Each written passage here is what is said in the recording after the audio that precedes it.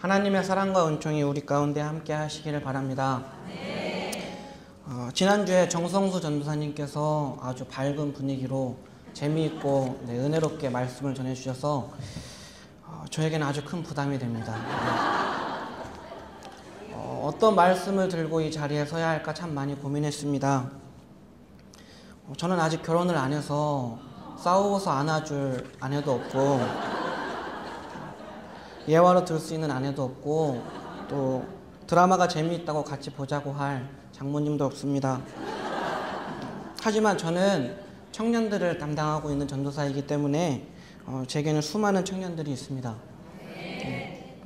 청년들과 만나서 이야기를 하다 보면 청년들은 지금 삶 앞에서 삶의 큰 문제들, 고민들 앞에서 힘들어하고 많이 무너지고 있다는 것을 느낍니다. 비단 그것이 청년들만의 문제는 아닐 것입니다. 아무 걱정 없이 살 것처럼 보이는 유치원 아이들도 나름대로 삶의 고민들과 걱정들을 가지고 살아가고 있습니다. 저에게는 7살 된 가람이라는 조카가 있는데 이 7살밖에 안 된 가람이에게도 고민이 있습니다. 어떻게 하면 만화 영화를 더 볼 수 있을까?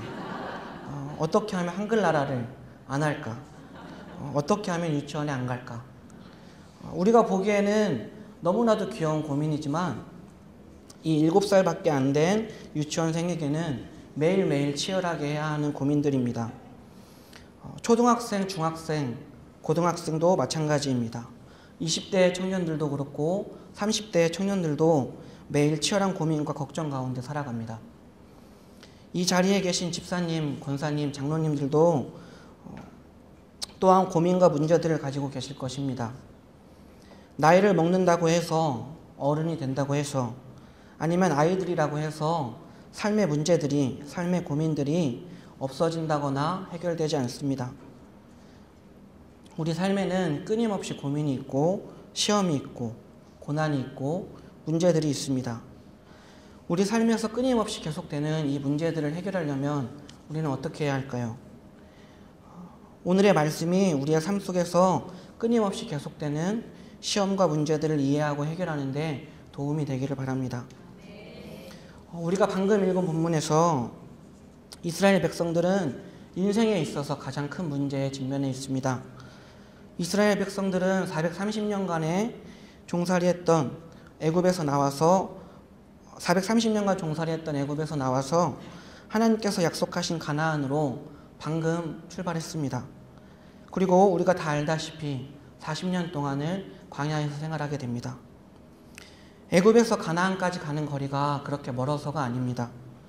하나님께서는 이스라엘 백성들에게 무엇인가를 알려주시기 위해서 무엇인가를 훈련시키기 위해서 이스라엘 백성들을 광야에서 생활하게 하셨습니다. 그렇다면 하나님께서 그들에게 알려주시려고 하셨던 것은 무엇이었을까요? 그것은 바로 하나님과 동행하기입니다. 세상에는 여러 종류의 동행이 있습니다. 제가 사진을 준비했는데 아름다운 노 부부의 동행의 모습입니다.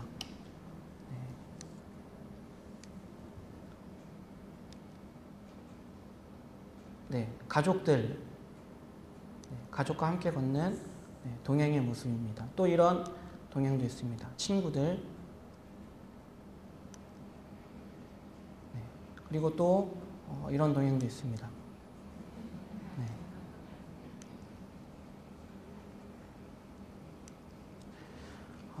제가 이 사진들은 인터넷에서 무작위로 골라온 사진들인데 보시는 것처럼 대부분의 동행의 모습은 참 아름답습니다. 낯선 곳에서 혼자가 아닌 누군가와 함께 한다는 것만큼 힘이 되고 든든한 것은 없습니다.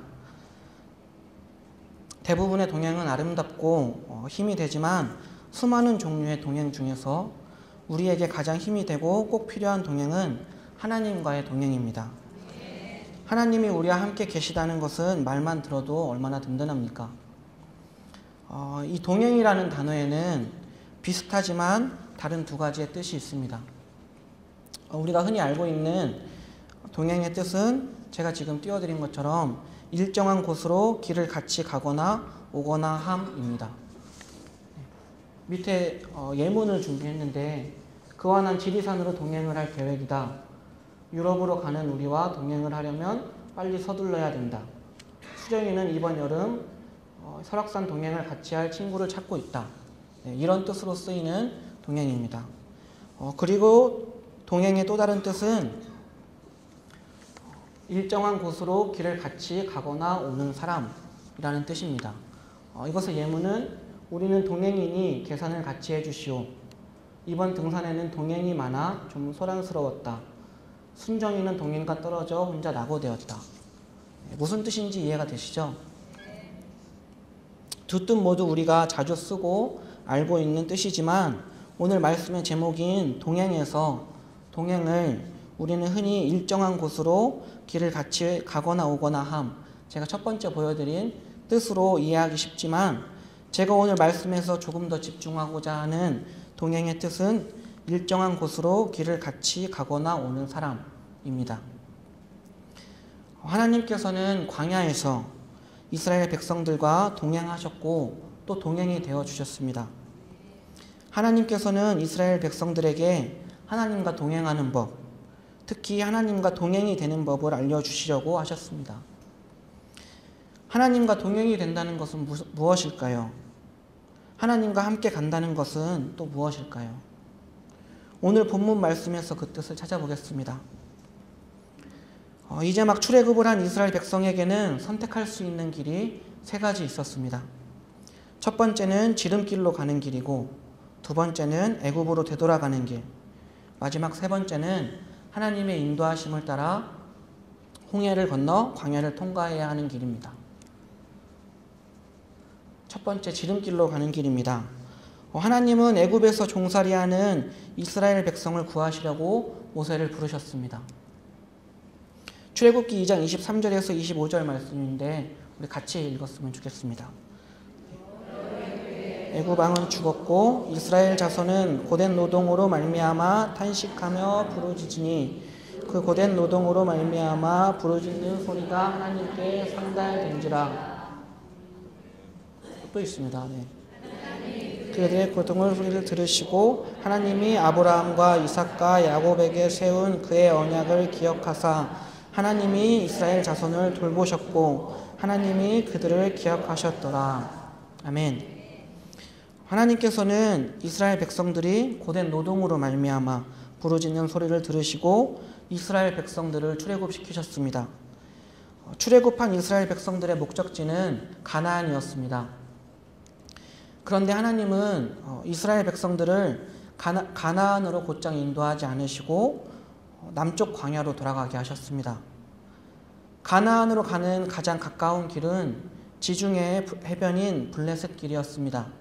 하지만 하나님은 이스라엘 백성들을 가장 가까운 길이 아닌 멀고 먼 홍해의 광야길로 인도하셨습니다. 이것을 두고 애굽의 사람들은 저들은 길을 잃었다라고 표현할 정도로 많이 이상한 길이었습니다. 가나안으로 인도하는 것이 목적이라면 가나안으로 가는 가장 빠른 길, 좋은 길로 인도하셔야 하는데 그렇지 않고 하나님께서는 광야길로 인도하셨습니다. 블레셋 사람의 땅의 길은 가까울지라도 하나님이 그들을 그 길로 인도하지 아니하셨으니 오늘 말씀 17절 말씀입니다. 오늘 본문에서 나오는 블레셋 길이라는 곳은 도보로 4분에서 5분 정도밖에 걸리지 않는 길이었습니다. 오늘 본문에서는 이 길을 블레셋 길이라고 부르지만 당시 애굽 사람들은 이 길을 호루스의 장벽이라고 불렀습니다. 애굽 신화에서 호루스는 애굽의 주신이자 바로의 왕권을 보호하고 수호하는 역할을 담당했습니다. 그런 신의 이름이 이 길에 이름 붙여졌습니다. 이 길은 왜 호루스의 장벽이라고 이름 붙여졌을까요? 이 길은 대상들이 오가는 국제 교역로이자 군사작전에 아주 중요하게 쓰이는 길이었기 때문입니다. 그래서 이 길 도처에는 애굽의 군사 요새가 있었고 최종의 군대들이 포진해 있었습니다. 이 길은 애굽을 지키는 길이자 애굽의 상징과도 같은 길이었습니다. 이는 하나님이 말씀하시기를 이 백성이 전쟁을 하게 되면 마음을 돌이켜 애굽으로 돌아갈까 하셨습니다. 애굽에서 종살이 하던 사람들이 애굽의 최정예 군대와 맞서게 된다면 어떻게 되겠습니까? 하나님은 이스라엘 백성들이 큰 시련과 고난에 맞설 준비가 되지 않았다는 것을 너무나도 잘 알고 계셨습니다. 하나님께서는 이스라엘 백성들을 우회로로 인도하신 것은 전쟁이 일어날까봐, 또 전쟁이 일어나면 전쟁으로 인해서 백성들이 마음을 돌이켜 애굽으로 돌아갈까봐 염려하셨기 때문이었습니다. 하지만 그래도 무언가 석연치 않은 구석이 있습니다. 이해는 할 수 있습니다. 노예와 군인이 붙어서 싸운다면 우리는 노예가 무조건 진다는 것을 알고 있습니다. 하지만 우리가 놓친 부분이 있습니다. 하나님께서 함께 하시는데 전쟁을 두려워한다니요. 우리가 알고 있는 하나님은 전쟁에 능하신 하나님이 아닙니까? 하나님은 기드온과 300명의 용사들로도 미디안의 군대 13만 5천 명과 싸워서 이기셨습니다. 하나님이 싸우시는데 애굽의 최정예 군대가 무슨 소용이 있을까요? 전능하신 하나님이 나가서 싸우시면 반드시 승리하고 갈 수 있는 길인데 하나님께서는 이스라엘 백성들을 광야길로 인도하셨습니다. 왜 하나님은 가까운 길로 이스라엘 백성들을 인도하지 않으시고 멀고 먼 광야길로 가게 하셨을까요? 왜 굳이 하나님은 이스라엘을 광야길로 보내셨을까요? 하나님이 이스라엘 백성에게 원하셨던 것은 싸움을 잘하는 군인이 아니었기 때문입니다. 하나님께서 마음만 먹었다면 모든 전쟁에서 승리하고 빠르게 가나안으로 갈 수도 있었을 것입니다. 하지만 그것은 하나님께서 원하시는 것이 아니었습니다. 하나님께서는 하나님의 말씀에 순종하고 하나님을 잘 섬기는 하나님의 자녀, 하나님의 백성이 필요하셨습니다. 지름길로 가는 것은 하나님이 원하시는 하나님과의 동행이 아니었습니다. 두 번째, 애굽으로 돌아가는 길입니다. 이스라엘 백성이 갈 수 있는 두 번째 길은 애굽으로 다시 돌아가는 길이었습니다. 이 길은 가나안으로 가지 않고 애굽 땅으로 가서 다시 종노릇하며 사는 길입니다. 하나님의 인도를 믿지 못하고 종노릇하면서 애굽에서 평생 살겠다는 것입니다. 본문에는 하나님께서 이스라엘 백성이 전쟁을 보고 후회하여 발길을 애굽으로 돌리지 않게 하기 위해 가까운 길로 인도하지 않았다라고 하였습니다. 이스라엘 백성들은 출애굽의 첫 발을 내딛은 단계이므로 전쟁을 치를 준비가 전혀 되지 않았습니다. 순식간에 목숨이 달아나는 전쟁의 희생자가 되기보다는 비록 고되더라도 목숨은 유지할 수 있는 노예 생활이 더 낫다고 판단할 수 있었기 때문입니다. 사실 우리가 잘 알고 있는 것처럼 광야 생활 중에는 실제로 애굽으로 되돌아가려는 시도가 일어나기도 했습니다. 가나안 땅을 앞두고 여호수아와 갈렙을 포함한 12명의 정탐꾼이 가나안 땅을 정탐하고 돌아왔습니다. 12명 가운데 여호수아와 갈렙을 제외한 10명이 그곳 사정을 비관적으로 보고하자 이스라엘 백성은 이렇게 반응하였습니다. 민수기 14장 1절에서 4절 말씀인데 제가 읽어드리겠습니다. 온 회중이 소리를 높여 부르짖으며 백성이 밤새도록 통곡하였더라. 이스라엘 자손이 다 모세와 아론을 원망하며 온 회중이 그들에게 이르되 우리가 애굽 땅에서 죽었거나 이 광야에서 죽었으면 좋았을 것을 어찌하여 여호와가 우리를 그 땅으로 인도하여 칼에 쓰러지게 하려 하는가? 우리 처자가 사로잡히리니 애굽으로 돌아가는 것이 낫지 아니하랴. 이에 서로 말하되 우리가 한 지휘관을 세우고 애굽으로 돌아가자 하매. 이스라엘 백성들 중에는 몸은 애굽을 떠났지만 마음은 애굽에 남아있던 자들이 참으로 많았습니다. 그들은 애굽에서 나오고 나서 작은 어려움만 닥쳐도 애굽을 생각했습니다. 조금만 목이 말라도, 조금만 배가 고파도, 고기가 먹고 싶다고 불평할 때에도 그들은 애굽을 생각했습니다. 하나님의 놀라운 능력으로 홍해를 건넜어도, 자기들을 인도하는 불기둥과 구름기둥이 바로 눈앞에 있었어도 그들은 애굽을 생각했습니다. 이들은 애굽으로 돌아가는 것이 잘못된 것임을 알고 있었음에도 애굽으로 돌아가려고 했습니다. 그들은 하나님을 믿지 못했기 때문입니다. 잘 생각해 보면 이스라엘 백성들의 애굽 생활은 그렇게 좋은 편은 아니었습니다. 애굽에서 노역에 시달렸는데, 말 그대로 종살이, 노예로 살아갔는데, 먹고 싶은 음식을 마음대로 먹고 또 하고 싶은 것을 마음대로 하고 편하게 살 수 있었을까요? 그리고 이미 이들은 애굽으로 돌아갈 수도 없는 상태였습니다. 마지막 10번째 재앙 이후에 애굽 사람들은 이스라엘 사람들 보고 빨리 나가라고 아우성을 치고 난리를 쳤습니다. 그리고 이스라엘 민족이 애굽에서 나오고 얼마 안 되어서 이미 바로는 군대를 이끌고 이스라엘 백성들을 죽이려고 쫓아오고 있었습니다. 돌아갈 수도 없었고 돌아간다고 해도 죽을 수밖에 없는 곳이 애굽이었습니다. 그런데도 왜 이들은 애굽으로 돌아가려고 했을까요? 그것은 바로 익숙함 때문일 것입니다. 낯선 곳에서 처음 만나는 힘든 상황들은 우리를 얼마나 당황하게 하고 당혹하게 만듭니까? 그런 당혹감은 이스라엘 백성들의 힘들었던 과거에 대한 기억을 아주 아름답게 바꾸기에 충분했습니다. 분명 그들은 애굽 생활이 힘들었다는 것을 알고 있었지만 눈앞에서 직면한 어려움은 과거의 어려움들을 또 과거의 기억들을 바꾸어 놓았습니다. 이런 거짓과 허상은 우리를 죽음으로 인도할 뿐입니다. 그렇기 때문에 하나님께서는 이스라엘 백성들을 블레셋 길로 인도하지 않으시고 광야 길로 인도하셨습니다. 그런 상황을 만나면 힘들었지만 익숙했던 애굽으로 다시 돌아가려고 했을 것이기 때문입니다. 우리는 이런 이스라엘 백성들의 모습을 보면서 바보 같다고 생각하고 나라면 저러지 않을 텐데 라고 생각하지만 우리의 모습도 이스라엘 백성들의 모습과 많이 다르지 않습니다.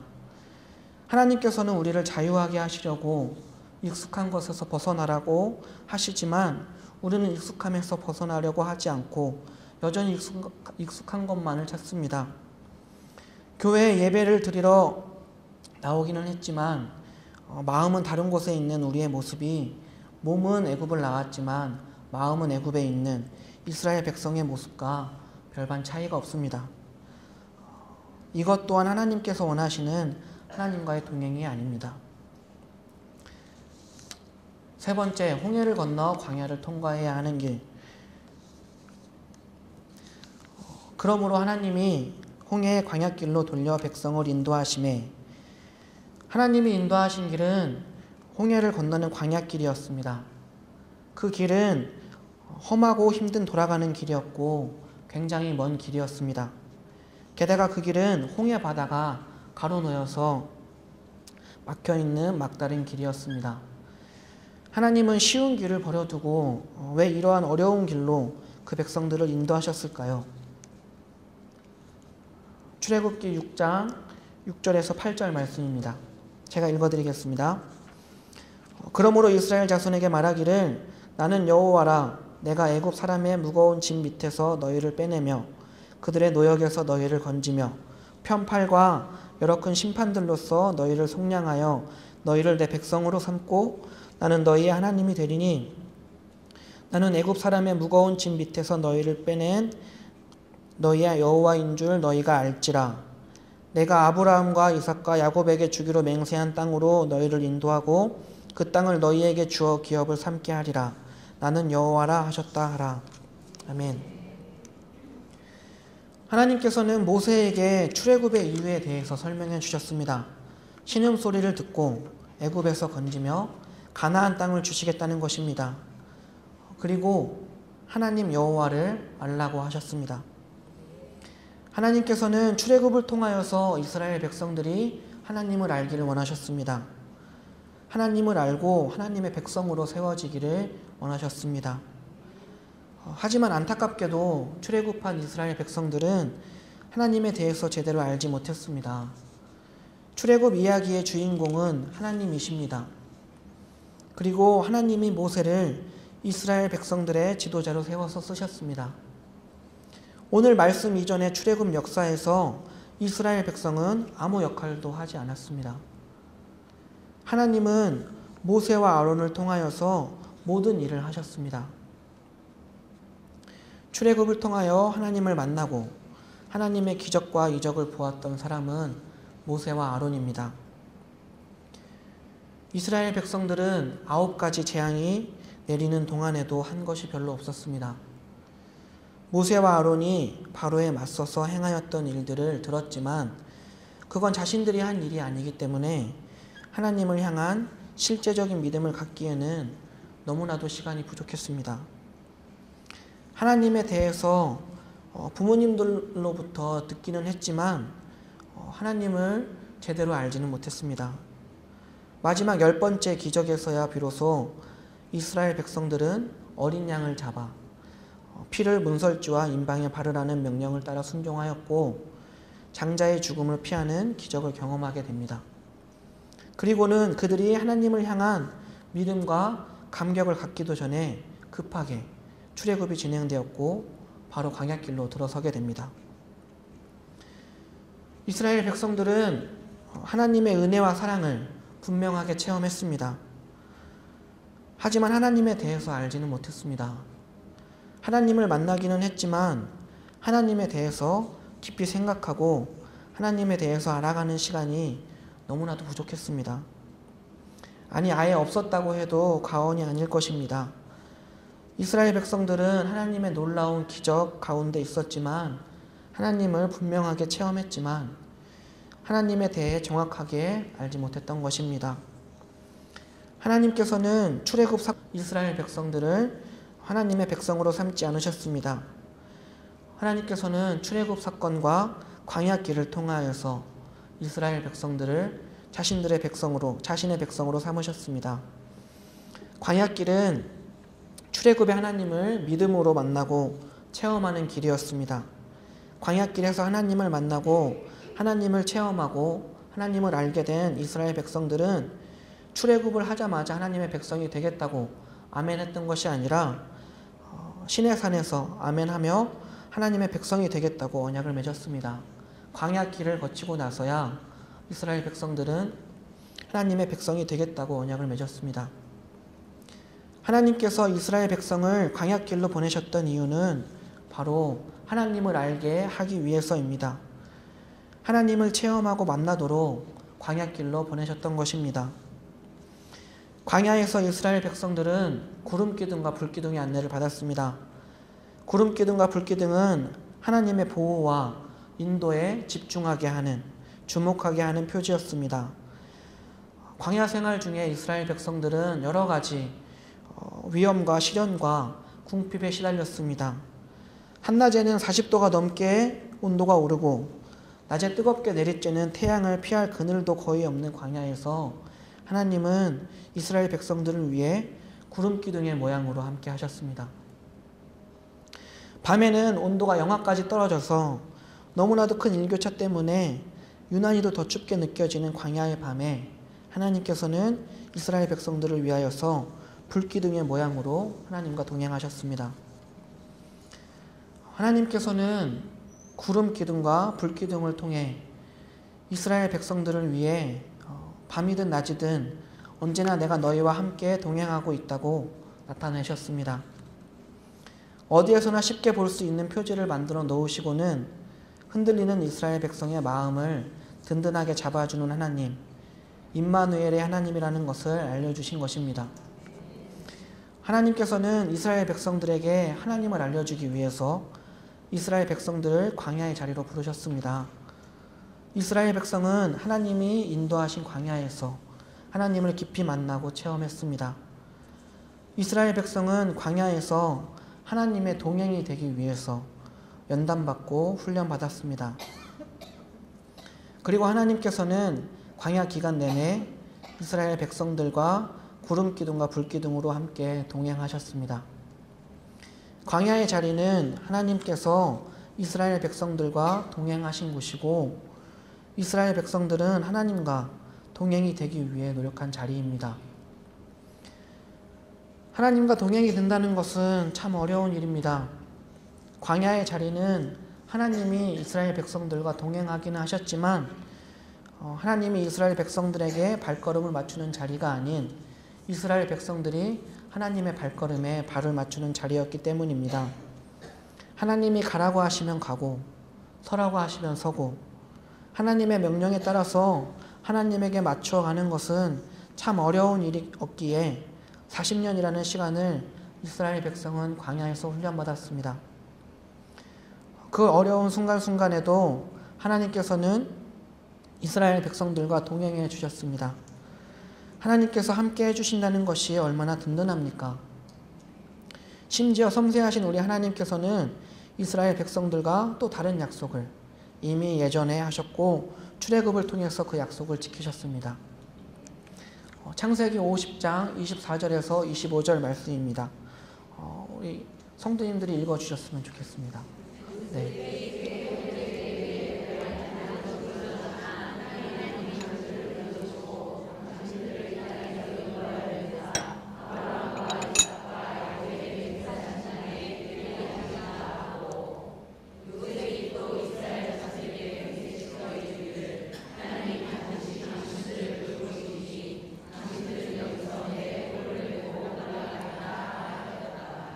아멘.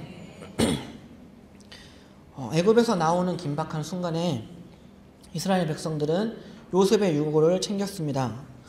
요셉은 죽음을 앞두고 자신의 뼈가 약속에 있는 땅에, 하나님께서 약속하신 땅에 있는 가족 매장지에 묻히기를 원해서 가족들과 아들들에게 자신의 뼈를 가지고 나가달라고 부탁을 했고 아들들은 그렇게 하겠노라 약속했었습니다.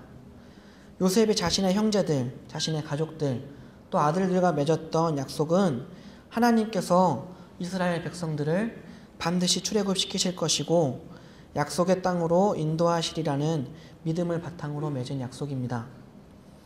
이스라엘 백성들이 가지고 나온 요셉의 유골은 하나님이 이스라엘과 맺은 약속, 이스라엘을 잊지 않으셨다는 것, 하나님이 함께 하신다는 것을 상기시켜주는 징표였습니다. 이 얼마나 든든한 하나님의 배려입니까? 우리는 흔히 이스라엘이 걸었던 광야길을 우리의 인생길로 표현합니다. 우리의 인생에서는 여전히 수많은 길이 남아있을 것입니다. 블레셋 길처럼 목적지에 빨리 다다르는 지름길도 있을 것이고 애굽으로 돌아가는 것처럼 익숙하지만 잘못된 길도 있을 것입니다. 하지만 이 길들은 하나님께서 원하시는 길이 아니고 하나님께서는 우리를 그 길로 이끄시지도 않을 것입니다. 이 길들은 하나님께서는 우리와 동행해 주실 수 있는 길이지만 우리가 하나님의 동행이 될 수 있는 길이 아니기 때문입니다. 하나님께서는 멀리 돌아가는 길이더라도 장애물에 막혀서 앞이 보이지 않는 길이더라도 춥고 배고프고 힘든 길이더라도 고난과 역경의 길이더라도 우리가 하나님과 동행이 되는 길로 우리를 이끄실 것입니다.